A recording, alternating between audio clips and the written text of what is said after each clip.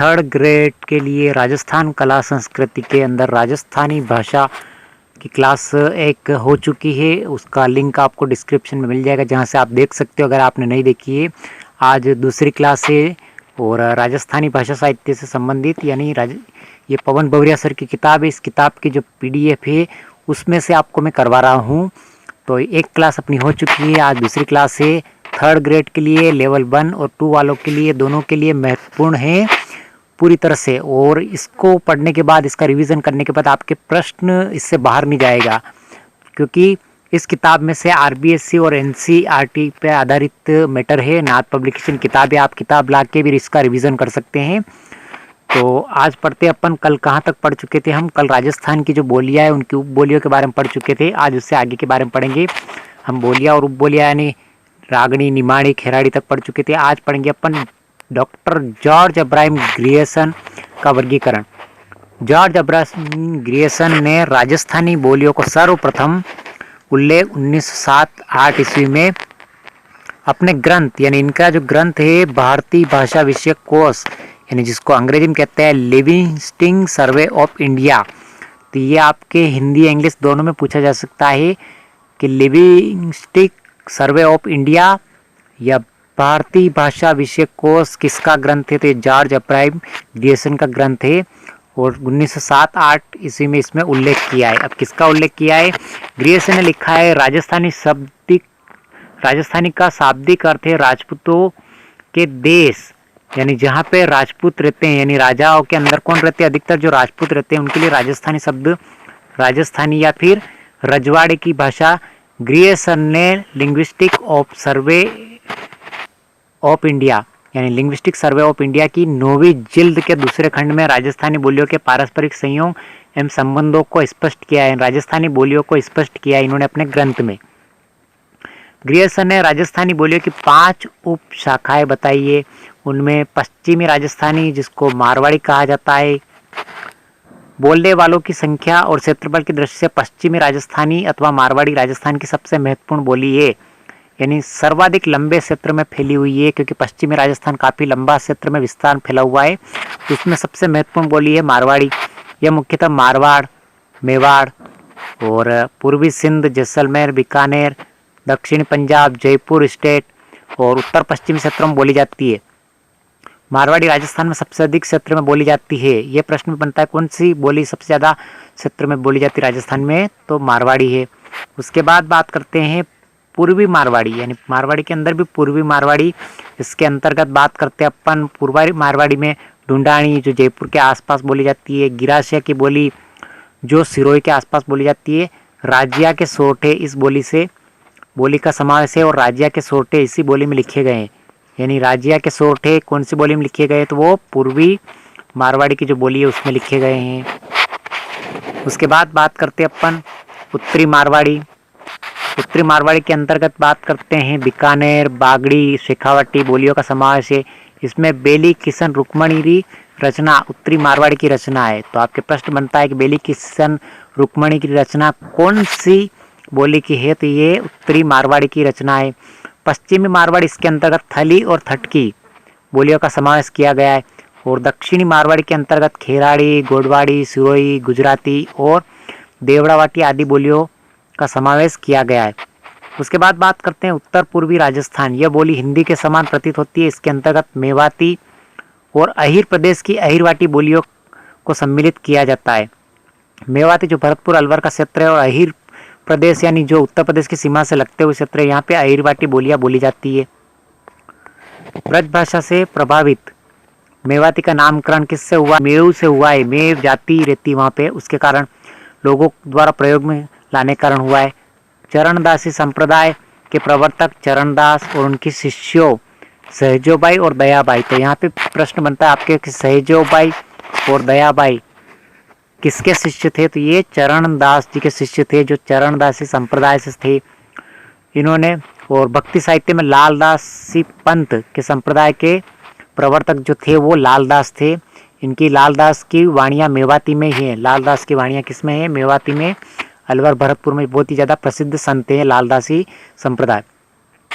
मेवाती की बात करते इसके अंतर्गत कठेर मेवाती, भयाना मेवाती आरज मेवाती, नहेड़ा मेवाती, बिछेता मेवाती और खड़ी मेवाती बोलियों का सम्मिलित किया जाता है।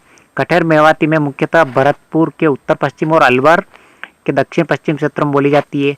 बयाना मेवाती जो है, बयाना मेवाती तहसील में बोली जाती है। बयाना मेवाती बोली हरियाणवी बोली से प्रभावित है, क्योंकि इसकी सीमा हरियाणा से अधिकतर लगती है, तो वहाँ से हरियाणा से प्रभावित है। आरज मेवाती बोली गुड़गांव जिले की दक्षिणी तहसील जूर, जिरका और फिरोजपुर और पश्चिमी तहसील यानी रेवाड़ी जो हरियाणा का जिला है महेंद्रगढ़ की नारनौल तहसील तक बोली जाती है।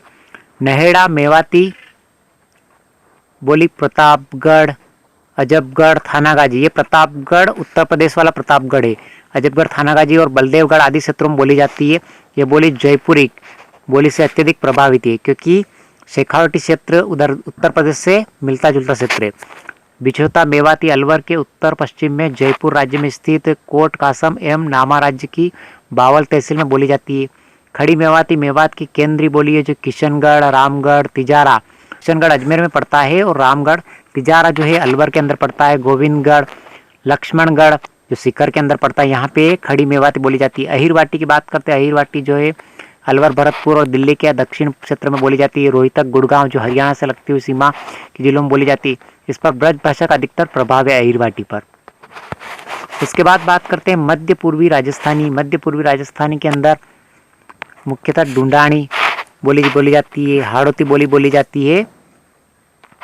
और ढूंढाड़ी के अंदर की बात करते हैं तो तोरावाटी बोली जाती है। खड़ी, जयपुरी, राजावाटी, अजमेरी, किशनगढ़ी आदि बोलियां सम्मिलित की जाती है। जयपुरी बोली को इसका आदर्श माना जाता है ढूंढानी को।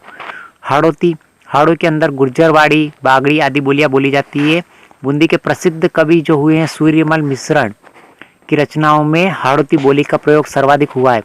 दक्षिण पूर्वी राजस्थान के कई भेद है। ये समस्त मालवा प्रांत यानी मध्य प्रदेश से जुड़ा हुआ क्षेत्र है। मेवाड़, मध्य प्रांत आदि क्षेत्रों में बोली जाती है।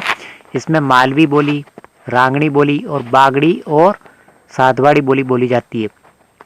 दक्षिणी राजस्थान की बात करें अपन तो दक्षिणी राजस्थान में निमाणी को शामिल किया जाता है। इस पर गुजराती और खानदेशी का प्रभाव है, यानी गुजराती गुजरात के अधिकतर और खानदेशी यानी जो महाराष्ट्र से आसपास का जो क्षेत्र है वहाँ का प्रभाव अधिकतर है इस पे। दक्षिण राजस्थान की मुख्य बोली कौन सी है तो वो है निमाणी। उद्गम की दृष्टि से मालवी का ही एक रूप है। इस बोली पर पड़ोसी भीली और खानदेशी, भीली यानी भील प्रदेश का असर है और खानदेशी बोलियों का प्रभाव है। डॉक्टर ग्रियर्सन ने भीली और खानदेशी बोलियों को राजस्थान से भिन्न माना है, जबकि डॉक्टर सुनीति कुमार चटर्जी ने व्याकरण की दृष्टि से भीली को राजस्थानी के अंतर्गत रखा गया है। प्रोफेसर नरोत्तम स्वामी के अनुसार राजस्थानी बोलियों को मुख्यतः 4 वर्गों में बांटा गया है। पश्चिमी या मारवाड़ी, जोधपुर, उदयपुर, जैसलमेर, बीकानेर और शेखावटी क्षेत्र में पश्चिमी या मारवाड़ी बोली जाती है। पूर्वी राजस्थानी या ढूंढाड़ी जयपुर और हाड़ौती क्षेत्र में बोली जाती है। उसके बाद उत्तरी राजस्थानी के अंदर मेवाती और अहिरी बोलियां बोली जाती है। दक्षिण राजस्थान में मालवा यानी मालवी बोली और निमाण की बोलियां बोली जाती है। डॉक्टर मोतीलाल मेनारिया के अनुसार राजस्थानी बोलियों को 5 भागों में बांटा गया था। प्रश्न बन सकता है आपके कि मोतीलाल मेनारिया के अनुसार राजस्थानी बोलियों को कितने भागों में बांटा गया? 5, जिनमें मारवाड़ी, ढूंढानी, मालवी, मेवाती और बागड़ी। राजस्थानी साहित्य की प्रमुख कृतियाँ है, यानी राजस्थानी साहित्य में कौन कौन सी कृतियाँ किसने रचना की उनकी बात करते अपन। राजस्थानी साहित्य से अभिप्राय राजस्थान प्रदेश में बोली जाने वाली जन भाषा के लिखित मौखिक साहित्य से डॉक्टर LP टेसिटोरी और सीताराम लालस, डॉक्टर नरोत्तम स्वामी, डॉक्टर हीरालाल माहेश्वरी, गजराज ओझा, डॉक्टर महावीर प्रसाद शर्मा, मोतीलाल मेनारिया जैसे अनेक विद्वानों ने राजस्थानी साहित्य का उल्लेख किया है।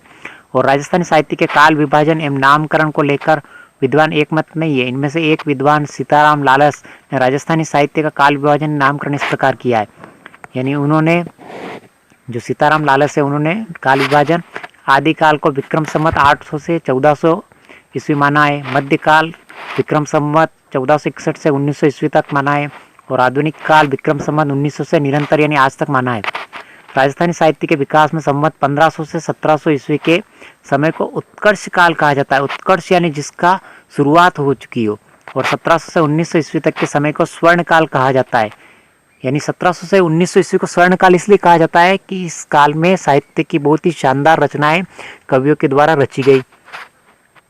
एक अन्य काल भी है जिसका नामकरण, जैसे अन्य काल जो हिंदी में भी चलता है, प्राचीन काल जिसको वीर गाथा काल कहा जाता है, 1050 से 1550 ईस्वी।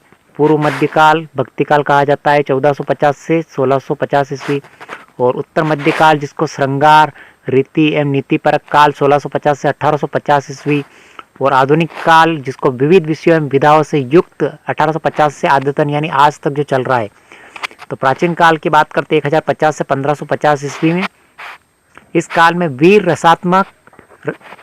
रसात्मक काव्यों का सृजन किया गया, यानी इस समय राजा महाराजा थे, उनके आश्रय में जो कवि रहते थे उनके बारे में वीर रस से ओतप्रोत यानी कविताएं वगैरह लिखते थे अपने ग्रंथों में। भारत में हो रही बाहरी आक्रमणों का प्रभाव राजस्थान पर भी पड़ा। ऐसी परिस्थितियों में समाज के वीर नायक को के आदर्श को प्रस्तुत करने के लिए वीरता प्रधान काव्यों की रचना की गई, यानी प्राचीन काल में, यानी 1050 से 1550 ईस्वी में वीर रस के प्रधान की कविताओं की रचना अधिकतर की गई। के बाद बात करते हैं सिरदर व्यास की रणमल छंद, यानी रणमल छंद की जो रचना सिरदर व्यास ने की थी। जयानक ने पृथ्वीराज विजय की रचना की थी। और ब्रह्मगुप्त का ब्रह्म स्फुट सिद्धांत इस काल की महत्वपूर्ण रचना है, यानी शुरुआत की जो आदिकाल है उसकी महत्वपूर्ण रचनाएं मानी जाती है। पूर्व मध्यकाल 1450 से 1650 ईस्वी। इस काल में राजस्थान में अनेक संतों और संप्रदायों का विकास हुआ। निर्गुण संप्रदाय को में निर्गुण उपासना पर बल दिया गया और गुरु की महत्ता पर बल दिया गया। जाति व्यवस्था भेदभाव मिटाने का व नाम स्मरण पर बल दिया गया इसमें। और सगुण संप्रदाय ने अपने आराध्य देवों की वंदना एवं भक्ति को अपनी रचनाओं में स्थान दिया। इसमें निर्गुण भक्ति और सगुण भक्ति पर महत्वपूर्ण बल दिया गया। कब? पूर्व मध्यकाल में। इस काल में सबसे महत्वपूर्ण जो कवि और कवियत्री हुई है, मीराबाई हुई है, जसनाथ जी हुए हैं, जाम्बोजी हुए हैं और संत दादू दयाल हुए हैं। वेली किशन रुक्मणी की वचनी का भी इसी काल में पूर्व मध्यकाल में रची गई। और राम रासो और नागदमन आदि ग्रंथ की रचना इसी काल में हुई है। उसके बाद बात करते हैं उत्तर मध्यकाल की। उत्तर मध्यकाल 1650 से 1850 ईस्वी। इस काल में शासकों ने कलाकारों और साहित्यकारों को आश्रय प्रदान किया, यानी राजाओं ने अपने आश्रय में कवियों को आश्रय प्रदान किया जिन्होंने श्रृंगार और रीति नीति से संबंधित रचनाएं प्रस्तुत की। यानी अधिकतर जैसे मान लो 1650 से 1850 जैसे अधिकतर जो राजस्थान के अंदर जो राजा हुए उन्होंने अपने यहाँ पे आश्रयदाता बनकर कवियों को आश्रय दिया, जहाँ पे रहकर उन्होंने श्रृंगार यानी सुंदरता के बारे में, रीति के बारे में और नीति के बारे में वर्णन किया अपनी रचनाओं में। उसके बाद आधुनिक काल की बात करते हैं 1850 से निरंतर आज़ादी के पहले स्वतंत्रता संग्राम यानी 1857 की क्रांति, जिस समय देश गुलाम था अंग्रेजों का। उसके पश्चात भारतीय समाज में एक नई चेतना जागृत हुई। इसके बाद की रचनाएं आधुनिक काल की रचनाएं कही जाती है। उसके बाद आधुनिक काल की रचनाओं की रचना हुई। साहित्यिक कृतियों की बात करते अपन। इतिहास के पुनर्निर्माण में साहित्यिक कृतियों का महत्वपूर्ण बड़ा महत्व है, यद्यपि इसके प्रयोग में अत्यंत सावधानी की आवश्यकता है क्योंकि मनुष्य तमाम प्रयासों के बाद भी पूर्ण रूप से निरपेक्ष नहीं रहा है। राजस्थान के इतिहास को जानने के साहित्यिक कृतियों को निम्नलिखित 4 भागों में बांट सकते हैं: संस्कृत साहित्य, राजस्थान साहित्य, जैन धर्म संबंधित साहित्य और तुर्की या उर्दू फारसी साहित्य। तो सबसे पहले बात करते हैं राजस्थान का सबसे जो प्राचीन साहित्य वो है संस्कृत साहित्य। संस्कृत साहित्य को प्राचीनतम भाषा यानी देव भाषा कहा जाता है क्योंकि सबसे प्राचीन भाषा है देव भाषा। जो हिंदी है वो भी संस्कृत में से निकली है। हम निम्नलिखित तालिका से संस्कृत भाषा के कुछ महत्वपूर्ण ग्रंथों को जानेंगे जिनमें से राजस्थान के इतिहास को जानने में सहायता प्राप्त हुई। तो कौन से ग्रंथ है उनके बारे में। राजस्थान के इतिहास को जानने के साहित्यिक स्रोत संस्कृत भाषा में है। और अपन बात करेंगे सबसे पहले ग्रंथ की बात करेंगे। तो ग्रंथ, उनके लेखक और विशेष विवरण। तो पृथ्वीराज विजय की रचना की थी जयानक भट्ट ने। और सपाद लक्ष्य यानी अजमेर के चौहानों का इतिहास, इसमें तराइन के जो दोनों युद्ध हुए 1191 और 1192 ईस्वी का उल्लेख नहीं है इसके अंदर, अर्थात 1190 ईस्वी तक का ही इतिहास इसके अंदर है।